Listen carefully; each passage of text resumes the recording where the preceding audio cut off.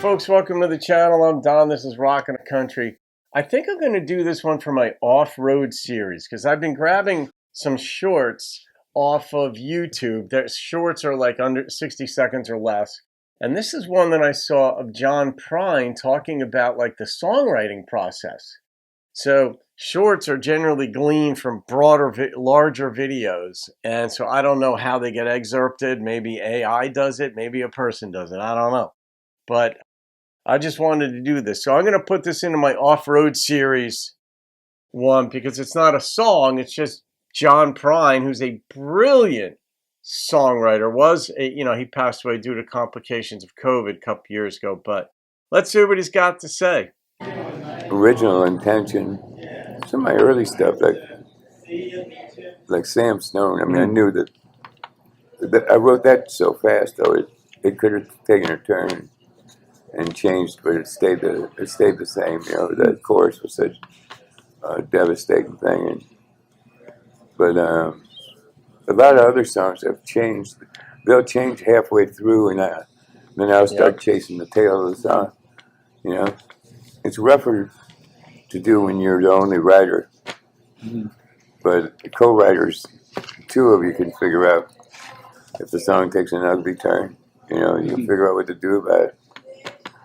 But a lot of times I get done with a song and I don't know what the song's about until I start singing it.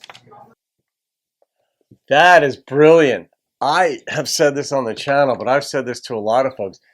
Frequently, I don't know exactly what I'm thinking until I write it. And I don't mean in songs. I mean in my prose writing, when I'm writing my books and stuff. If I'm sending a text to somebody, I'm like, oh, that's what I'm really thinking. Like somehow that not congeals it, but coalesces all the parts. But what he just said there. But I love what he said, because I've said this on the channel too. Like I'm always trying to figure out how that song got written lyrically.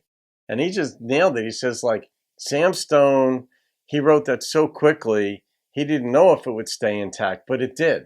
Because I think he said like the chorus was devastating.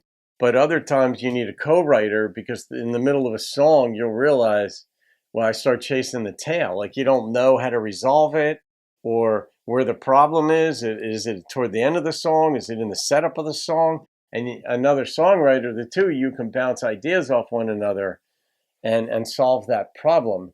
And this is what I do when I look at like the germs of ideas. Like, can I spot the germ of the idea in a song?